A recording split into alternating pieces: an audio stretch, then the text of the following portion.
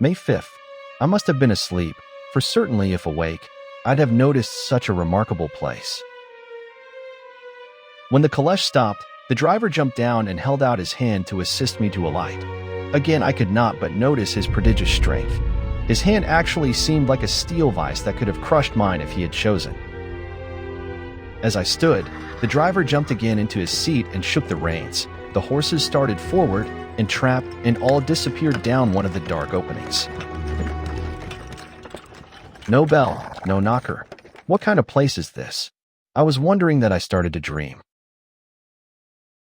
Just as I had come to this conclusion, I heard a heavy step approaching behind the great door and saw through the chinks the gleam of a coming light. Then there was the sound of rattling chains and the clanking of massive bolts drawn back. Within stood a tall old man, clean-shaven save for a long white mustache, and clad in black from head to foot, without a single speck of color about him anywhere. Welcome to my house. Enter freely and of your own will. Count Dracula? Welcome to my house. Come freely.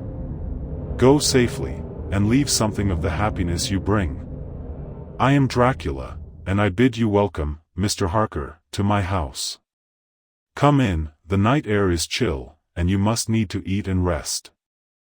As he was speaking, he put the lamp on a bracket on the wall, and stepping out, took my luggage. He had carried it in.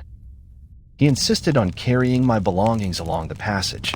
At the end of this, he threw open a heavy door, and I rejoiced to see within a well-lit room in which a table was spread for supper. Which of these it was a welcome sight, for here was a great bedroom well lighted and warmed with another log fire, also added to but lately, for the top logs were fresh, which sent a hollow roar up the wide chimney. The light and warmth and the Count's courteous welcome seemed to have dissipated all my doubts and fears. I was very hungry. I handed to him the sealed letter which Mr. Hawkins had entrusted to me. He opened it and read it gravely. Then, with a charming smile, he handed it to me to read. I must regret that an attack of gout, from which malady I am a constant sufferer, forbids absolutely any traveling on my part for some time to come, but I am happy to say I can send a sufficient substitute, one in whom I have every possible confidence. He is a young man, full of energy and talent in his own way, and of a very faithful disposition. He is discreet and silent, and has grown into manhood in my service. He shall be ready to attend on you when you will during his stay, and shall take your instructions in all matters. The Count himself came forward and took off the cover of a dish, and I fell to at once on an excellent roast chicken.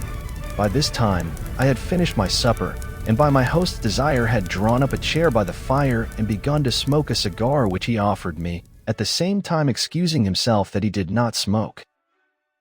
I noticed the Count. His face was a very strong, aquiline, with high bridge of the thin nose and peculiarly arched nostrils, with lofty domed forehead and hair growing scantily round the temples but profusely elsewhere. His eyebrows were very massive, almost meeting over the nose, and with bushy hair that seemed to curl in its own profusion. The mouth, so far as I could see it under the heavy mustache, was fixed and rather cruel-looking, with peculiarly sharp white teeth. The nails were long and fine, and cut to a sharp point. As the Count leaned over me and his hands touched me, I could not repress a shudder. It may have been that his breath was rank, but a horrible feeling of nausea came over me, which, do what I would, I could not conceal.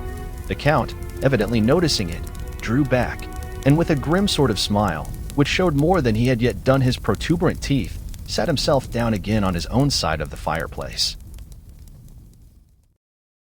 Listen. The children of the night.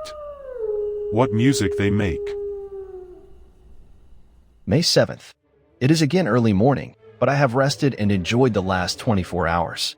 I slept till late in the day and awoke of my own accord. When I had dressed myself, I went into the room where we had supped and found a cold breakfast laid out, with coffee kept hot by the pot being placed on the hearth. There was a card on the table on which was written, I have to be absent for a while. Do not wait for me. D. I set to and enjoyed a hearty meal. There are certainly odd deficiencies in the house, considering the extraordinary evidences of wealth which are around me. The table service is of gold, and so beautifully wrought that it must be of immense value. I found a library. In the library I found, to my great delight, a vast number of English books, whole shelves full of them, and bound volumes of magazines and newspapers. A table in the center was littered with English magazines and newspapers, though none of them were of very recent date. Whilst I was looking at the books, the door opened, and the Count entered. I was commending at the fluency of Count's English. "Indeed," I said, "you speak excellently." The Count replied, Here I am, noble. In London? A stranger. You'll teach me, while you stay. The Count added that I may go anywhere I wish in the castle, except where the doors are locked. I thought of asking the Count about the strange flume flames. What are those lights? Treasure markers. This soil has its own share of fights and bloody battles for centuries. But how, said I, can it have remained so long undiscovered, when there is a sure index to it if men will but take the trouble to look? The Count smiled. Treasures are untouched as peasants fear such ghostly supernatural nights. The Count asked me. Come. He said at last. Tell me of London and of the house which you have procured for me. With an apology for my remissness, I went into my own room to get the papers from my bag. We went thoroughly into the business of the purchase of the estate at Purfleet. At Purfleet, on a byroad, I came across just such a place as seemed to be required, and where was displayed a dilapidated notice that the place was for sale.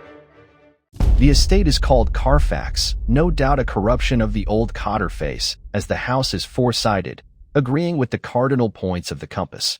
It contains an awesome 20 acres, quite surrounded by the solid stone wall above mentioned. There are many trees on it, which make it in places gloomy, and there is a deep, dark-looking pond or small lake. It is close to an old chapel or church and a lunatic asylum. The Count was happy. I went into my own room and drew the curtains. I tried sleeping. I only slept a few hours when I went to bed, and feeling that I could not sleep any more, got up. I had hung my shaving glass by the window, and was just beginning to shave. Suddenly, a hand on my shoulder. Good morning. But I could not find his reflection in the mirror. In shock, I cut myself, and the blood trickles. Dracula's eyes blaze red, and he quickly grabs my throat. His hand touched the string of beads which held the crucifix. It made an instant change in him, for the fury passed so quickly. Take care. More dangerous than you think. The Count smashes my mirror out of the window. Glass shatters like ice. Then he withdrew without a word. When I went into the dining room, breakfast was prepared, but I could not find the Count anywhere. So I breakfasted alone. It is strange that as yet I have not seen the Count eat or drink. He must be a very peculiar man. After breakfast, I did a little exploring in the castle. The castle is on the very edge of a terrible precipice. A stone falling from the window would fall 1,000 feet without touching anything. But I am not in heart to describe beauty, for when I had seen the view, I explored further. Doors, doors, doors everywhere, and all locked and bolted with no exit. In his gilded cage, Harker realizes the horror. He's not a guest, but prey. What awaits him in Chapter 3?